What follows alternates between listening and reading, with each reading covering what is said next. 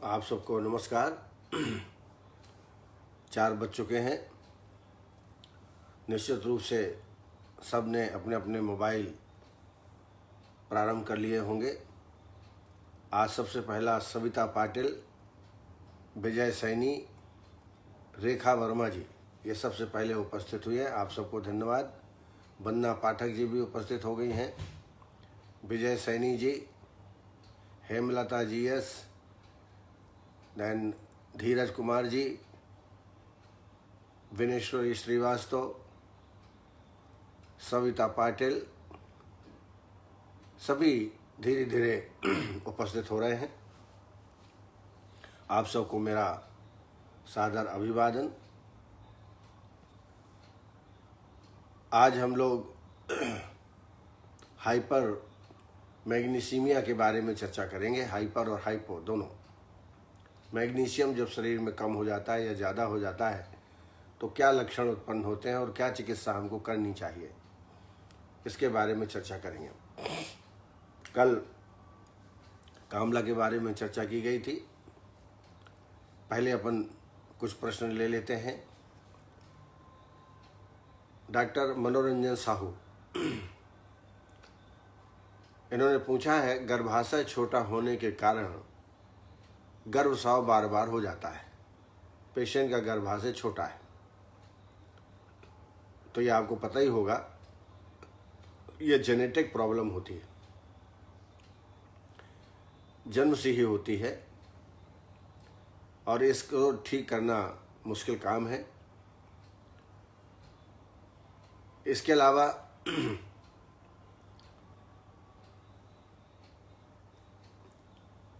Single fallopian tube होती है। ऐसी अवस्था में जब छोटा यूट्रस होता है तो एक ही फैलोपियन ट्यूब होती है 2 के स्थान में।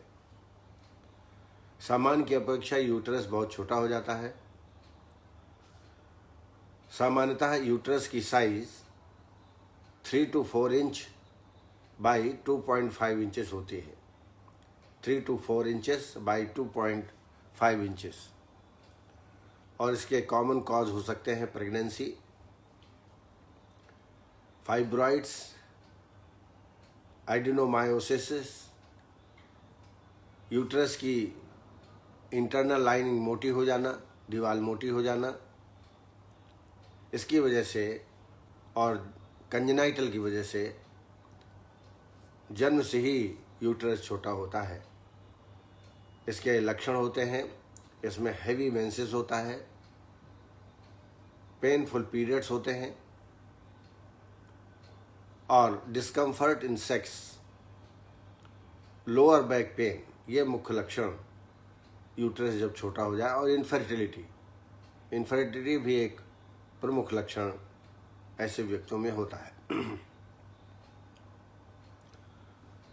तो सबसे पहले तो लेखन वस्ती लगाना चाहिए इसमें फाइब्रॉइड के लिए, और लक्षणानुसार चिकित्सा इसमें करना चाहिए।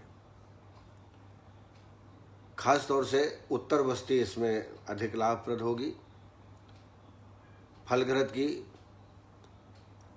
या दसमूल तैल की स्नेह बस्ती उत्तर बस्ती के रूप में आप इसका प्रयोग कर सकते हैं। इसके अलावा इनफर्टिलिटी की अवस्था में गंभारी और कोटच, इनका डिकॉक्शन 60 to 100 ml बना करके विधिवत बस्ती बना के दी जा सकती है। इसमें लाभ की अपेक्षा है। यदि कंजेनाइटल है तो इसमें लाभ मुश्किल है, लेकिन अन्य कारणों से हुआ है तो निश्चित रूप से ठीक होने की गुंजाइश है।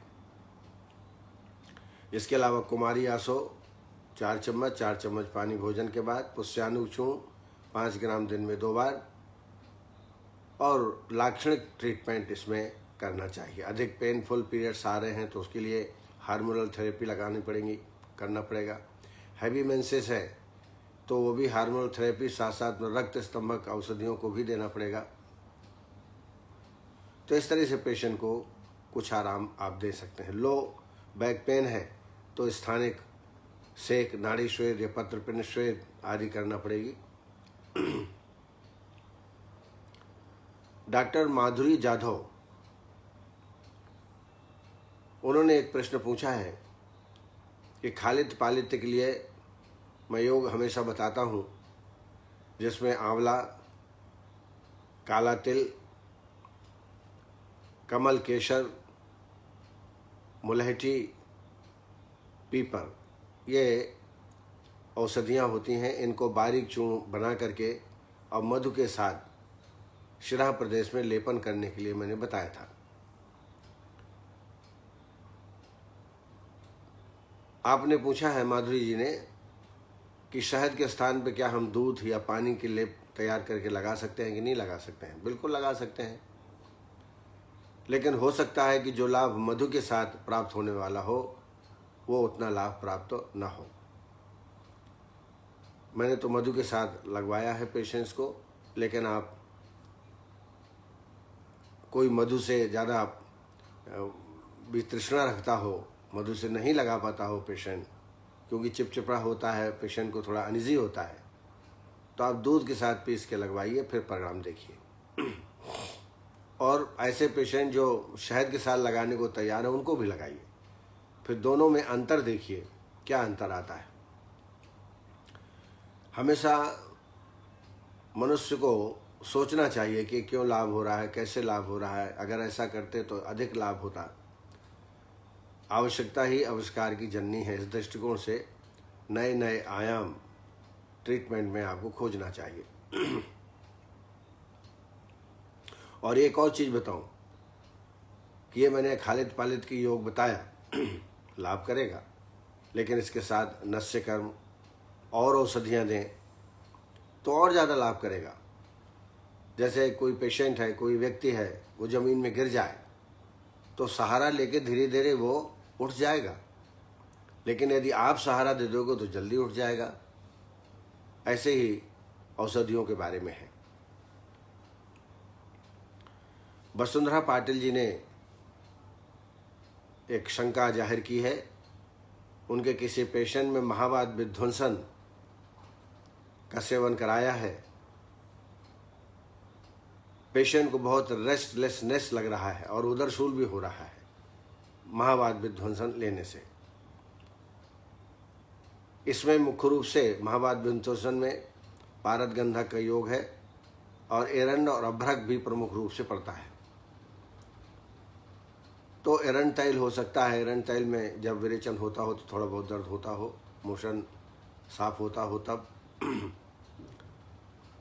लेकिन हो सकता है किसी पेशेंट को कोई रस औषधि शूट ना करती हो, आप उसको मत दीजिए, उसके स्थान में दूसरी औषधि दीजिए, एकांगवीर दीजिए, बृहद्वार चिंतामणि दीजिए। अनेक औषधियाँ आम वातारी रस है, उनको आप दे सकते हैं।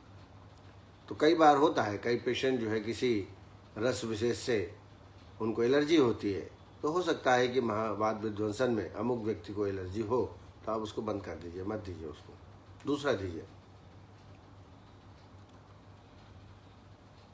डॉक्टर रजनीश शर्मा,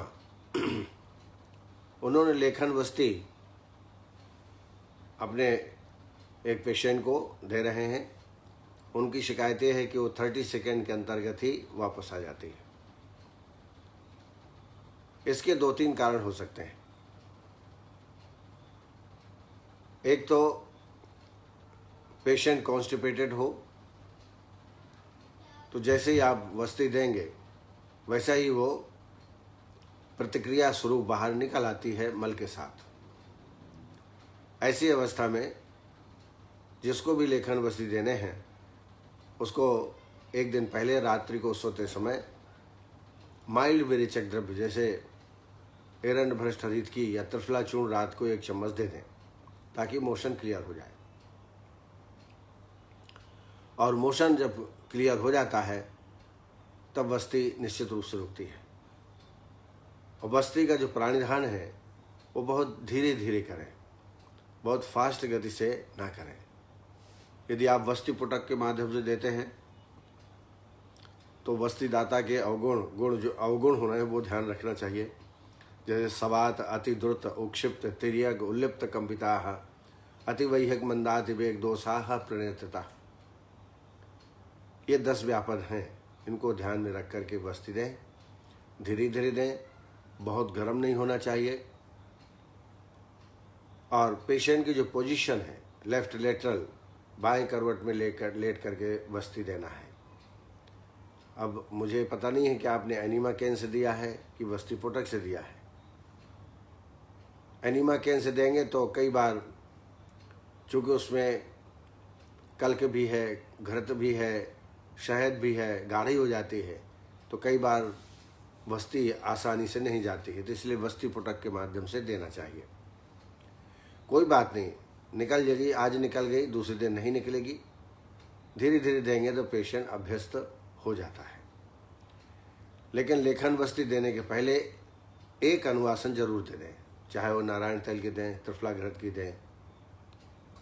और वस्ती के अंत में मान लीजिए 16 वस्तियों का कोर्स दे रहे हो तो एक प्रारंभ में अनुवासन दें और लास्ट में भी अनुवासन दें, क्योंकि स्थूल रोग में ज़्यादातर लेखन वस्ती दी जाती है। स्थूल रोग में अनुवासन वस्ती बिल्कुल वर्जित है। उदरी च प्रमेहि च कुष्ठी स्थूलाश मानवाः अवश्यम स्थापना स्याति नानुवासस कथंचन। तो इन बातों को ध्यान में रख करके वस्ती देते हैं तो पैरों के जिस तरफ पैर है उधर की चारपाई थोड़ा ऊंचा उठा दीजिए ईंटा रख करके, ताकि ग्रेविटेशन थोड़ा से उल्टा हो जाए, वस्ती ज़्यादा देर तक रुके। लेकिन यदि 5 मिनट भी रुकती है तो निश्चित है वो अपना कार्य करके दोषों को बाहर निकालने में सक्षम है। लेकिन मेरे विचार से कम 10 से 15 मिनट तक वस्ती को रुकना चाहिए। यह भी हो सकता है कि मात्रा आपने अधिक दी हो, मात्राओं का संयोजन पेशेंट के आधार पर करना चाहिए। जैसे मैंने बताया कि अनुवासन वस्ती की मात्रा 24 तोला है, 240 ml। 240 ml देते हैं तो वो विदिन 1 आवर और आधा घंटे के अंदर ही वापस आ जाती है। इवन 60 ml मात्रा वस्ती देते हैं तो भी जल्दी वापस हो जाती है। इसलिए मैंने अनुभव से पाया कि 30 ml ही वस्ती अनुवासन के रूप में देना चाहिए। जहाँ तक बात निरूह की है तो उसमें भी टोटल जो मात्रा इसकी होती है वो है 96 तोला, 960 ml, करीब 1 लीटर। तो प्रथमतः तो वस्ती वो अंदर जाएगी ही नहीं, पहली बात। और अगर चली भी जाती है तो तुरंत वापस आ जाती है। इसलिए पेशेंट के अनुसार उस मात्रा को हमको कम करना चाहिए। और इसलिए मैंने बताया जो निरूह के घटक द्रव्य है, मधु स्नेहन कलकाक कषाय आवाप्ता क्रमात् त्रीण षड द्वि 10 त्रीण पलान अनिल रोगिणाम पित्ते चत्वारी चत्वारी द्वि द्वि पंच चतुष्फलम षड तीर्ण द्वि 10 तीर्ण कफे चापिनिरोहणम। ये घटक द्रव्य हैं, तीन की मात्रा का संयोजन डोज के आधार पर। जैसे 96 तोला है तो जो फुल मात्रा मैंने अभी बताई वो देना है। मान लीजिए आप टोटल 400 ml 500 ml दे रहे हैं तो घटक द्रव्य की मात्रा भी आधी आधी हो जाएगी। तो इस तरीके का विचार करके पेशेंट का कोष्ठ का परीक्षण करके समीक्ष दोष औसत देश काल सात में अग्नि सत्व औक वयो बलानी, ये 10 तरीके हैं। इनको परीक्षण करके यदि वस्ती देते हैं तो इस प्रकार के व्यापक पेशेंट में प्राप्त नहीं होते। Doctor Tripti Singhal in a line of treatment PCOD polycystic ovarian disease या पॉलीसिस्टिक ओवेरियन सिंड्रोम, इसके ट्रीटमेंट के बारे में पूछा है। उनके पेशेंट को पीसीओडी के साथ मेंस्ट्रुएशन मेंसेस भी 3 माह से नहीं हो रहे हैं। उम्र उनकी 33 ईयर्स है। तो सबसे पहले पीसीओडी का ट्रीटमेंट करें। ओवरी में सिस्ट उत्पन्न हो जाते हैं जिससे ओवम नहीं निकल पाता, इनफर्टिलिटी भी हो जाती है, मेंसेस तो डिस्टर्ब हो ही जाता है। ऐसी अवस्था में पहले निरूह वस्ती लेखन वस्ती लगाएं। पेशेंट को पहले विरेचन करा दें। विरेचन करने के बाद लेखन वस्ती त्रिफला, गिलोय, नागरमोथा, सुंठी और विडंग इनको विधिवत मात्रा में लेके काढ़ा बना लें और ये बस्ती कम से कम 15 या 16 बस्ती लगा दें। वमन, फिर बस्ती का, लेखन बस्ती का प्रयोग, और साथ साथ में मकोए, गोक्षुर, कांचनादि, कांचनार छाल, मकोए, गोक्षुर, कांचनार छाल और विडंग, इनका बारीक चूर्ण बना लें। 1-1 चम्मच दिन में 2 या 3 बार लगातार इसका सेवन कराएं। इससे निश्चित रूप से पीसीओडी में लाभ प्राप्त होगा। बाद में ऋतुकाल की अवस्था में उत्तर वस्ती भी देवें, और उत्तर वस्ती के लिए जैसा मैं बार बार बोलता हूँ, फलघृत वस्ती, इनका प्रयोग कर सकते हैं, त्रिफला का प्रयोग कर सकते हैं, दशमूल तेल का प्रयोग कर सकते हैं। मात्राओं के बारे में मैंने कई बार आपको बताया है, और हमेशा ऋतुकाल में ही देना चाहिए। 3-3 दिन के अंतर से वस्ती प्रदान करना चाहिए। 3 दिन देना है, 3 दिन नहीं देना है, 3 दिन देना है, 3 दिन नहीं देना है, ऐसा 3 कोर्स। तो ये इनफर्टिलिटी की भी लाभप्रद होगा, और साथ साथ में जो पीसीओडी है उसमें भी लाभ की गुंजाइश इसमें रहती है। एक्चुअली पीसीडी क्यों होता है, पीसीओडी क्यों होता है? वैसे तो देखा जाए अननोन काज है, लेकिन लो ग्रेड इन्फ्लेमेशन कई बार हो जाता है। इंसुलिन की मात्रा एक्सेस हो जाए तब ये हो सकती हैं। प्रोडक्शन ऑफ मेल हार्मोन्स, कई बार मेल हार्मोन्स का अनवांटेड प्रोडक्शन शरीर में होता है स्त्रियों के, जिससे कि चेहरे में अनवांटेड बाल भी उगाते हैं। और जैसा मैंने बताया, जेनेटिक प्रॉब्लम है।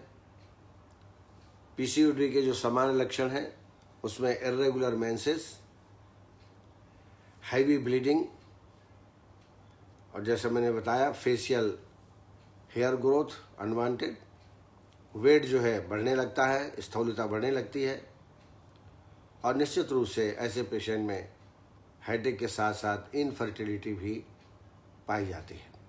तो मैंने आपको इसका ट्रीटमेंट बताया कि पहले विरेचन कराएं, फिर लेखन वस्ती कराएं, और फिर उत्तर वस्ती कराएं। और एक योग बताया मैंने, मकोय, कांचनार छाल, gokshura,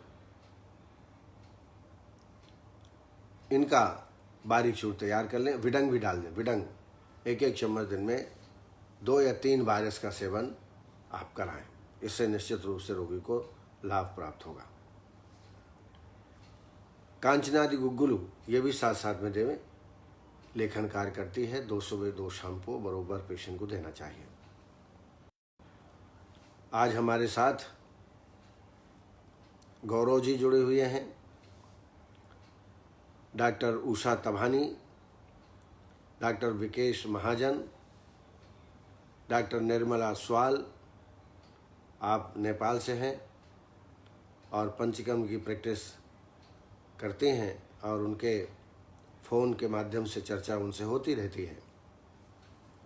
Reena Sharma Kaushik, doctor Aditi Tripathi, doctor Sukumar Joshi, doctor Bhanu Tak, doctor Arun Sharma, doctor Kush Gaur, doctor Anju Katare, Vineshwari Srivastava ji, doctor Rajneesh Sharma, doctor Rohini ji, doctor Shilpa Palaskar, doctor Rakesh Kumar Singhal ji, doctor Mandeep Shukla, Jyoti Chandrakar,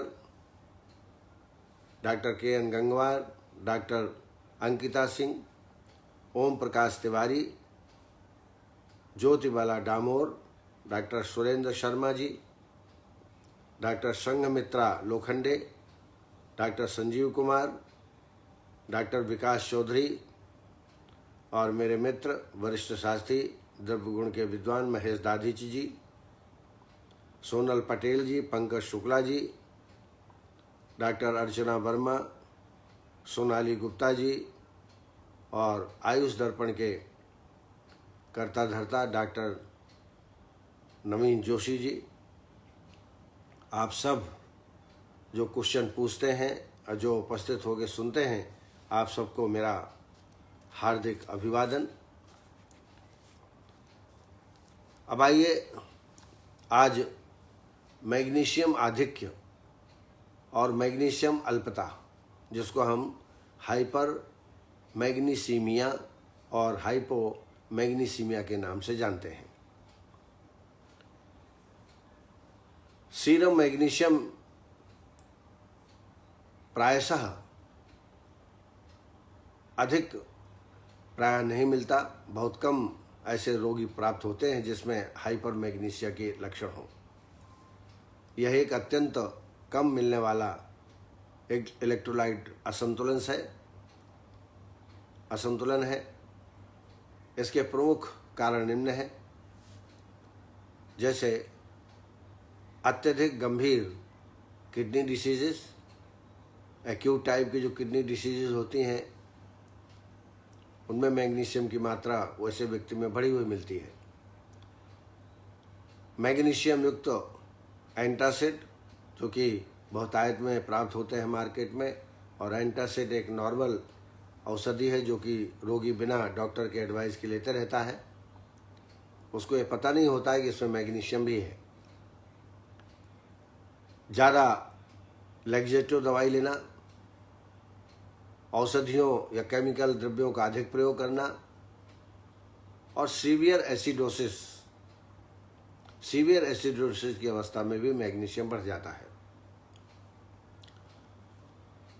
आघात या ट्रामा, दग्ध के पश्चात कहीं व्यक्ति जल गया हो, तब शरीर के एक्स्ट्रा सेल्यूलर फ्लूइड्स में कमी के कारण भी मैग्नीशियम की अधिकता हो जाती है।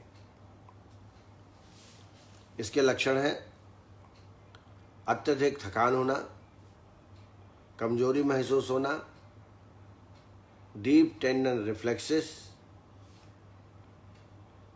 में न्यूनता आ जाना, अर्थात पूर्णतः अभाव हो जाता है, कई बार बिल्कुल टेंडन रिफ्लेक्स नहीं मिलते हैं, पैरालिसिस, कॉमा, ऐसी कंडीशन भी रोगी में हो सकती है, और कभी कभी डेथ ड्यू टू रेस्पिरेटरी और कार्डियक फेलियर। रेस्पिरेटरी और कार्डियक फेलियर के कारण कभी कभी रोगी में मृत्यु भी हो सकती है।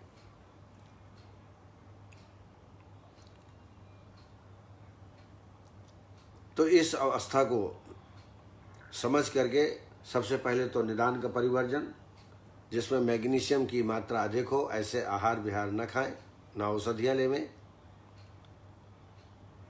5 से 10 MEQ कैल्शियम क्लोराइड अथवा कैल्शियम ग्लूकोनेट का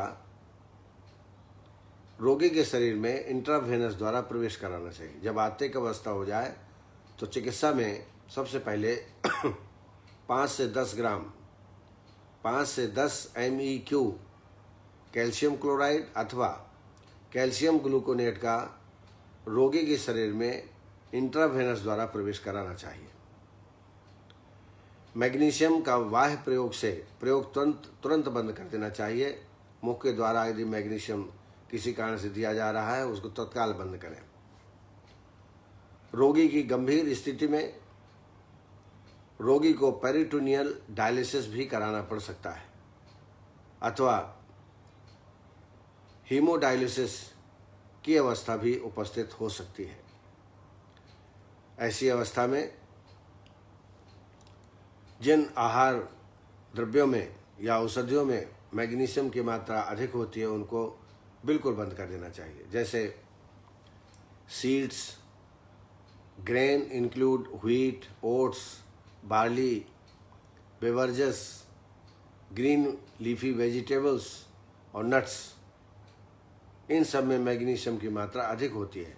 तो इनको या तो बिल्कुल कम कर दें या कुछ दिन के लिए ये चीज़ें बिल्कुल बंद कर दें। अब आइए मैग्नीशियम अल्पता, जिसको हम हाइपो मैग्नीसीमिया कह सकते हैं। मैग्नीशियम की सामान्य सीरम सांद्रता लगभग 1.7 to 2.2 MEQL होती है।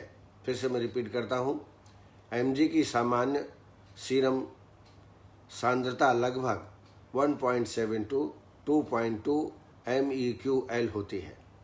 यदि मैग्नीशियम की मात्रा कम हो जाए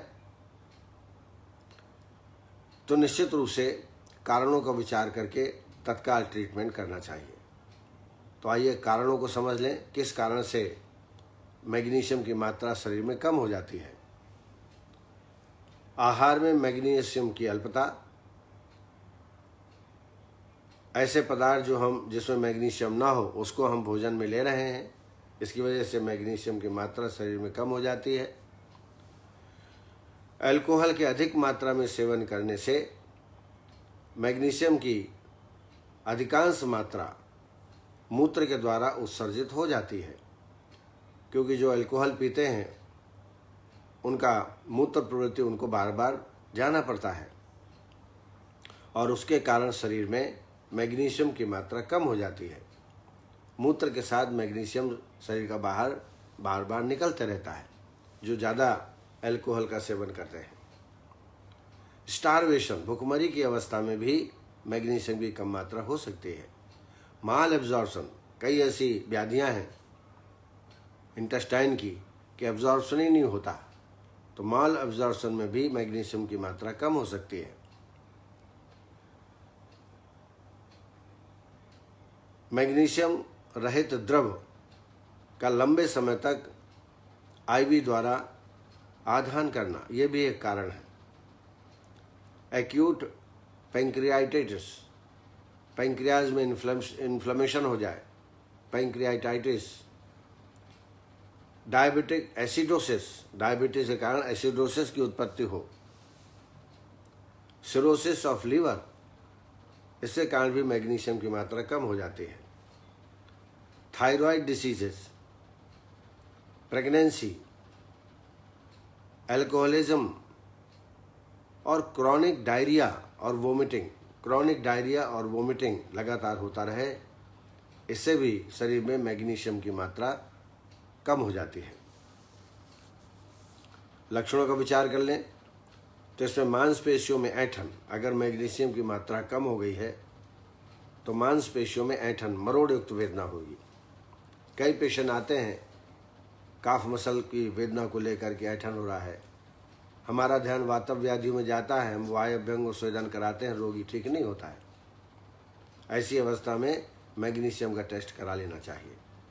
मांसपेशियों में ऐंठन, tetany, spasm of the facial muscles, facial muscles में बार बार स्पाज्म होने लगता है। इससे भी आप पता लगा सकते हैं कि मैग्नीशियम की मात्रा शरीर में कम हो रही है। सीवियर वीकनेस, कमजोरी महसूस होना, चिड़चिड़ापन, इरिटेबिलिटी, कोई चीज़ उसको अच्छी नहीं लगती है। एग्रेसिव नेचर, तुरंत उसको क्रोध आ जाता है, गुस्सा आ जाता है, एग्रेसिव नेचर हो जाता है। एंग्जाइटी, रेस्टलेसनेस, शरीर उसका पेल पड़ जाता, पीलापन जैसा लगेगा। Pale and ill looking face, face से ही पता चलने लगता है कि रोगी बीमार है। ट्रेकीकार्डिया, पल्स रेट बढ़ जाता है, ब्लड प्रेशर भी बढ़ जाता है। और हेल्यूसिनेशन, तमाम प्रकार की मानसिक बीमारियां, जो चीज़ नहीं है उसकी अनुभूति करना हेल्यूसिनेशन कहलाता है।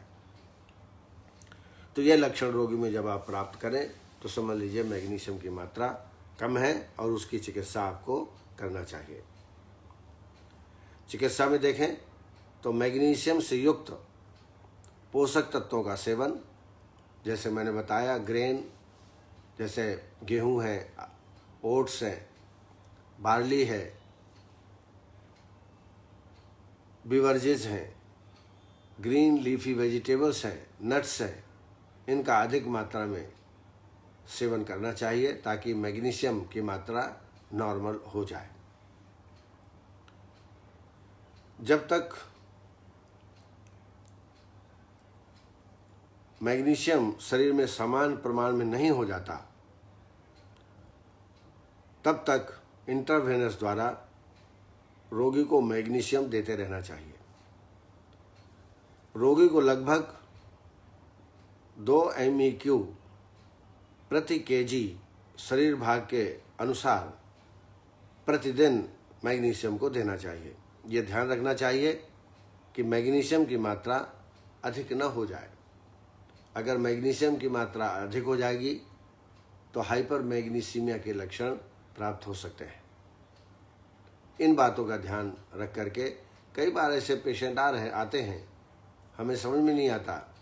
जैसे मैंने एक उदाहरण बताया, काफ मसल में दर्द हो रहा है, ऐंठन हो रही है, तो हम हमेशा न्यूरोलॉजिकल डिसऑर्डर या मस्कुलर डिसऑर्डर पर जाते हैं।